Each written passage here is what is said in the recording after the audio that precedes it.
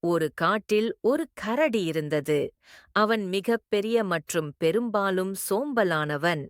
தினமும் வறண்ட பழங்களை மட்டும் சாப்பிடுவதால் அவனுக்கு எப்போதும் ஆவாரமடைந்து விடுவதே வழக்கம். ஒரு நாள் அங்கே புதிதாக ஒரு ஆப்பிள் மரம் வளர்ந்தது.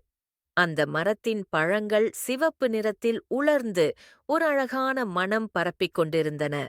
கரடி அந்த மரத்தைக் கண்டதும் அவனுக்கு மிகுந்த ஆர்வம் வந்தது. அவன் சொல்கின்றது, "இப்படி அழகான பழம்! இப்போது நான் சாப்பிட வேண்டும்."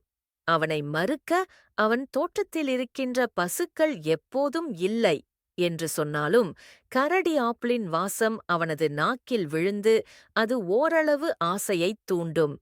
கடைசியில் அவன் மரத்தின் கீழ்ப்பட்டு ஆப்பிளை கையாள முயற்சித்தான். ஆப்பிள் சரியாக அந்த மரத்திலிருந்து இறங்கும்போது கரடி அதை உடனே கடித்தான். அது ஒரு மெல்லிய, சுவையான, குளிர்ந்த சுவை.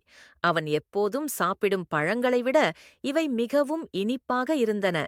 கரடியின் கண்கள் ஒளிந்தென்றும் அவன் மற்றவர்களை விட இது மிகவும் தனிப்பட்ட அனுபவமாக இருந்தது. "ஏன் இதனை நான் ஏற்கனவே கண்டுபிடிக்கவில்லை?" என்றான் அவன், ஆப்பிளின் சுவையை ரசித்து. என்னவோ, அதற்குப் பின் அந்த